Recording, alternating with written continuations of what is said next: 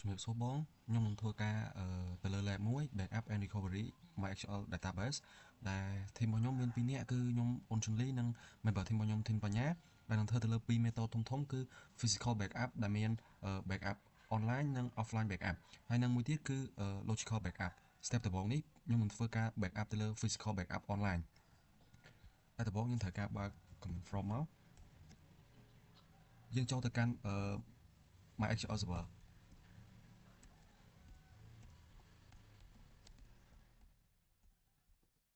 ហើយយើងសូមថាមើលថាក្នុងនោះមាន database អីខ្លះ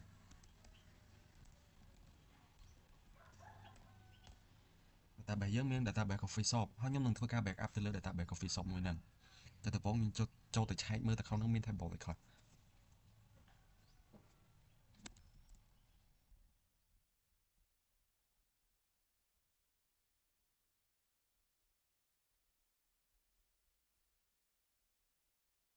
Coffee Shop ហ្នឹងដែរវាមានទៅដល់4 table ហើយខ្ញុំនឹងសាកឆែកទៅលើ table ហ្នឹងមួយ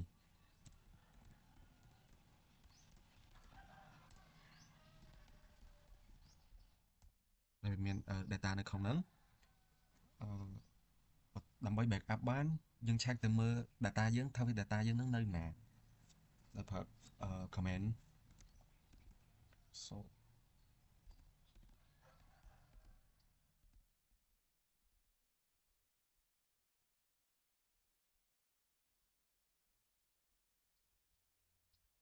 នេះ data directory យើងដែលយើងនឹងធ្វើការ backup ពីហ្នឹងទៅកាន់ part មួយផ្សេងទៀត set បន្ទាប់យើងនឹង flash lock table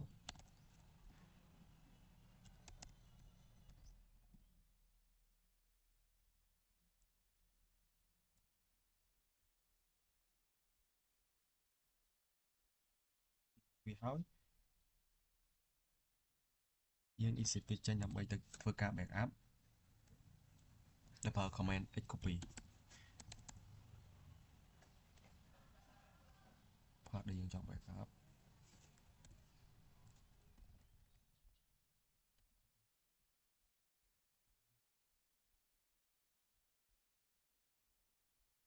ហើយយើងទៅ copy part ដែលយើងចង់ backup វាយកមកទុក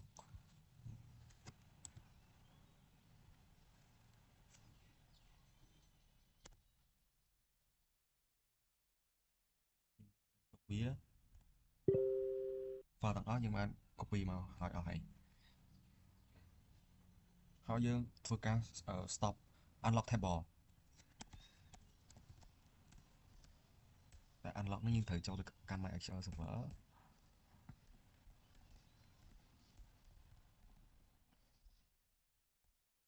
unlock ហើយយើងទៅបិទ server នឹងចេញវិញយើងបានbackup វាមកទុកវិញនេះ data មកដល់អស់ហើយ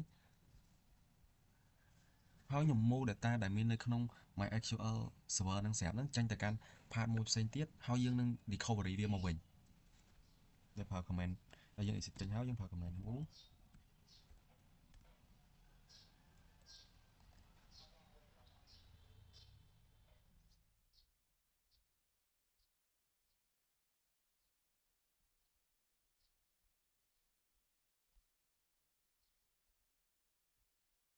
ដែលយើងចង់ដាក់យើងទៅ copy វាមកហើយខ្ញុំបង្កើត folder ហើយសម្រាប់ backup ដើម្បី move វាមក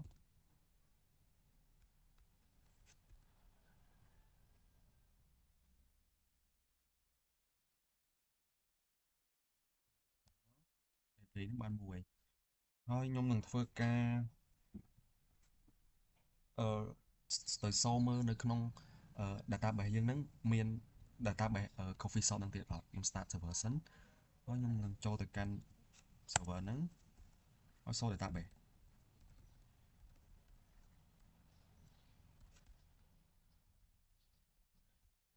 database coffee shop យើងបានបាត់បាត់ហើយហើយខ្ញុំទៅការបិទ server ហ្នឹងវិញដើម្បី recovery ត្រឡប់វាមកវិញចឹងដើម្បី recovery បានយើងត្រូវប្រើ command x copy ទៅដែរ part ដែល data យើងនៅ backup នេះ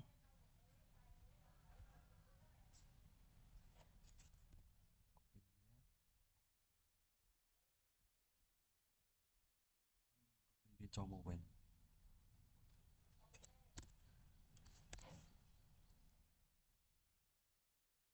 pointer មកបញ្ជាក់ថាវាជា file ឬ directory យើង delete ជា directory យើងបាន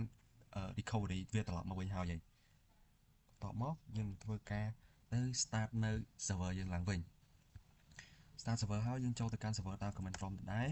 យើងទៅសូត្រ database របស់យើង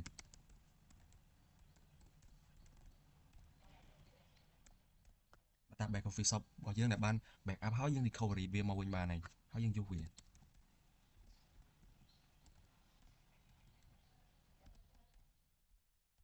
sort table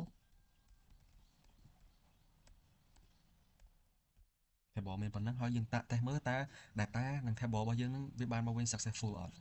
យើងនឹង select មើល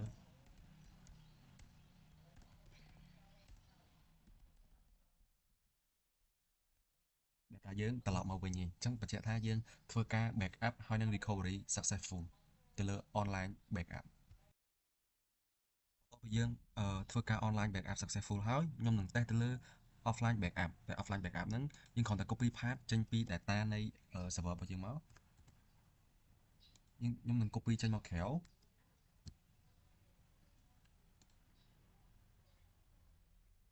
ខ្ញុំនឹងចូលទៅកាន់ data ហ្នឹងវិញហើយខ្ញុំនឹងលុប data ហ្នឹងចោលលុបបាត់ហើយទៅមើលនៅក្រៅ Coffeeshop យើងបានយកមកខាងក្រៅហើយយើងចូលទៅកាន់ command prompt ដើម្បីសូត្រ database ហ្នឹងគឺបានបាត់ហើយហើយខ្ញុំនឹង copy វាចូលទៅវិញដើម្បីបញ្ជាក់ថាយើងបាន recovery វាមកវិញបានខ្ញុំនឹង copy វាចូលមកវិញ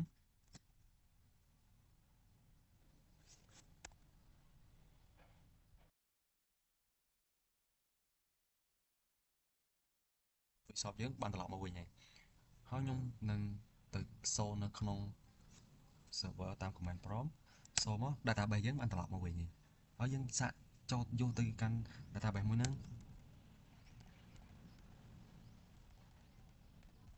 sort table សាក select មើលមួយ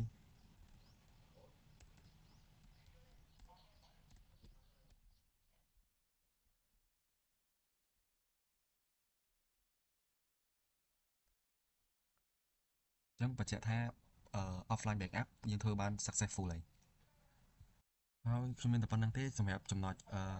physical backup ទាំង online និង offline នៅពេលនេះយើងចាប់ផ្ដើមធ្វើការ backup ដោយប្រើ method logical backup នៅលើ local server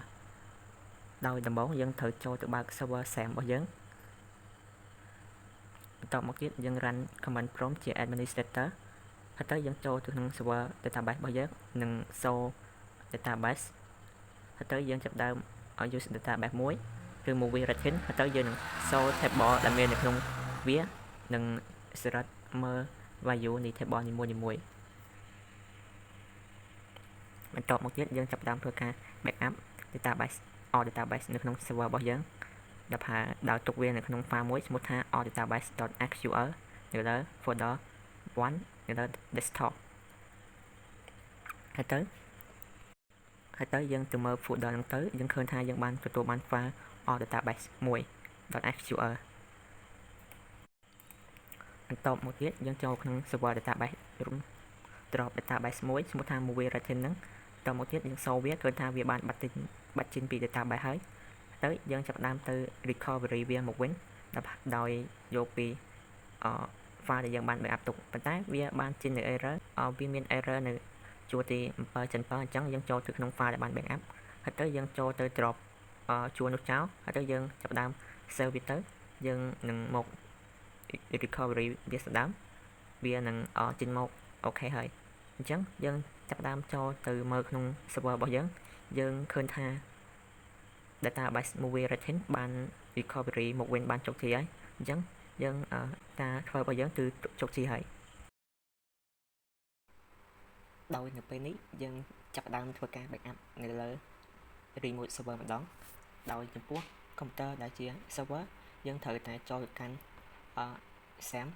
បន្ទាប់មកចូលទៅ file init my.init ឬ change បាន address ទៅ00ទាំងអស់បន្ទាប់មកយើង save វាហើយបិទទៅយើងត្រូវ make sure ថា client និង server គឺស្ថិតនៅក្នុង network តែមួយហើយ server ត្រូវតែបិទ firebox ទាំងអស់ដើម្បីឲ្យ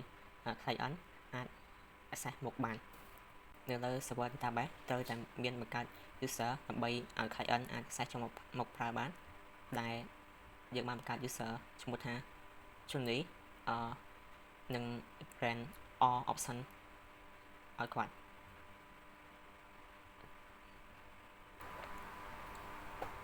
ចំពោះនៅលើ computer client វិញយើងត្រូវតែធ្វើឲ្យ client ហ្នឹងអាច pin ឈ្មោះគ្នាជាមួយនឹង server បន្ទាប់មកទៀតយើងនឹង access ចូលទៅកាន់ server ហ្នឹងដោយប្រើប្រាស់ user Johnny ដែលយើងបានបង្កើត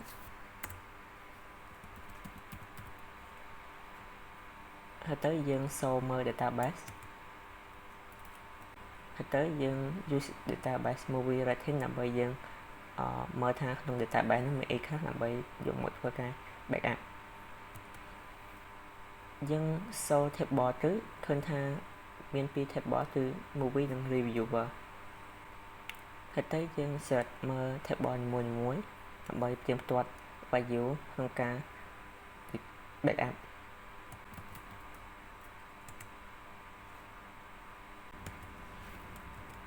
បន្ទាប់មកយើងចាប់ផ្ដើម backup database ឈ្មោះថា movie rating ទៅកាន់ destination database.sql ទៅ folder backup 1 នៅ desktop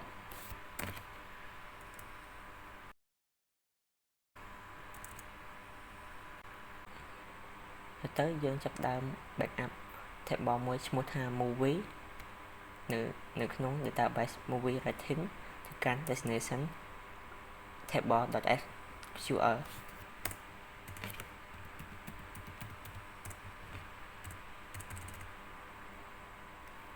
ហើយទៅខ្ញុំចាប់ផ្ដើម backup នៅក្នុង table reviewer នៃ database movie rating ដែលខ្ញុំ backup តែ user ណាដែលមាន ID ធំជាង205តែប៉ុណ្ណោះទៅកាន់ destination ឈ្មោះថា raw.sql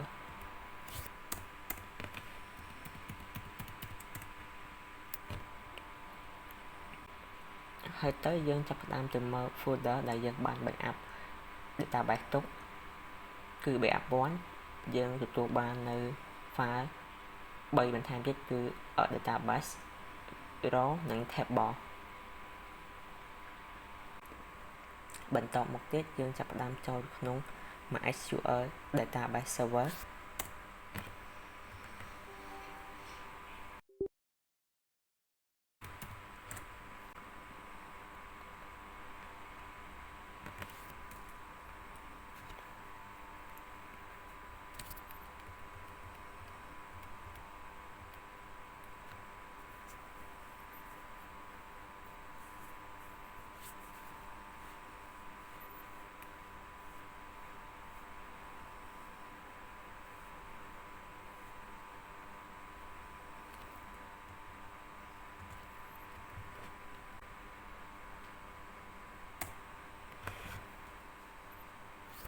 ហើយទៅយើងចាប់ផ្ដើម drop table reviewer ចោល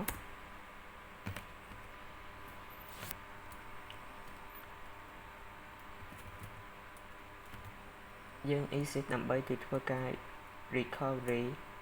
withdraw នៅក្នុង table reviewer ដែលយើងបាន backup នៅពេលនេះយើងចាប់ផ្ដើម recovery withdraw នៅក្នុង table reviewer មកវិញពីក្នុងfile raw.sql វិញ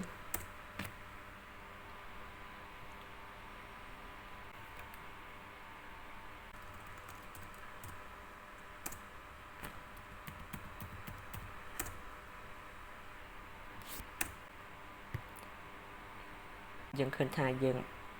recovery ហើយបន្ទាប់ពីយើង recovery ហើយយើងចូលក្នុង database server យើងទៅយើងចាប់ផ្ដើមចូល table ក្នុង movie rating យើងឃើញថា reviewer បានមកវិញហើយដល់ពេលយើង select មើលវាយើងឃើញថាវាបានតែ រ៉ដែលយើងបាន backup ទេគឺរ៉ដែលមាន ID ធំជាង205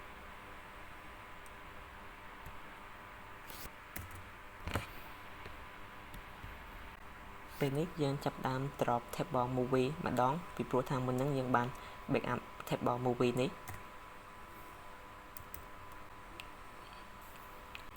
យើងឃើញថា table movie គឺបានបាត់ហើយ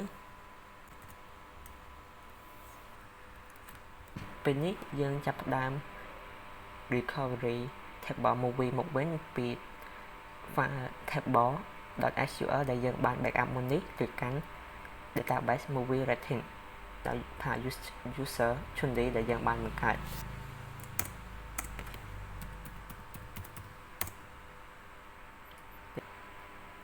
ហើយទៅយើងចូលទៅក្នុង MySQL database ដើម្បី use database movie rating និង show table ឃើញថា movie rating បានមកវិញហើយទៅយើងសម្រាប់មើល movie យើងឃើញថាយើងអាចសម្រាប់នៅ movie បានប៉ុន្តែដើម្បីធ្វើការ recovery database movie rating ដែលយើងបាន backup មុននឹងមកគឺដំបូងយើងត្រូវ drop table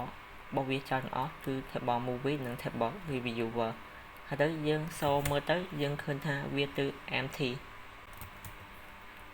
ហើយទៅយើងចាប់ផ្ដើម exit ពី database ដើម្បីទៅ recovery database movie rating មកវិញយើងចាប់ផ្ដើម recovery database movie rating ពី file database ដែលយើងបាន backup មុននេះ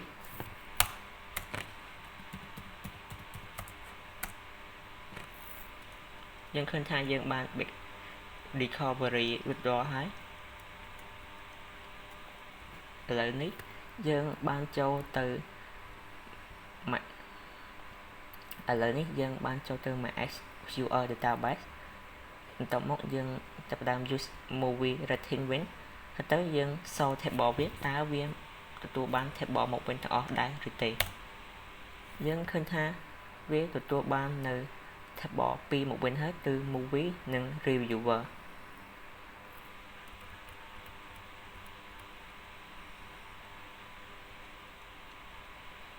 ហើយទៅយើងក៏អាចសម្រាប់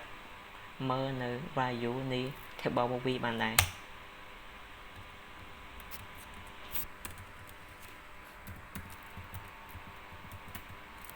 រីឯ table reviewer ក៏ដូចគ្នាដែរ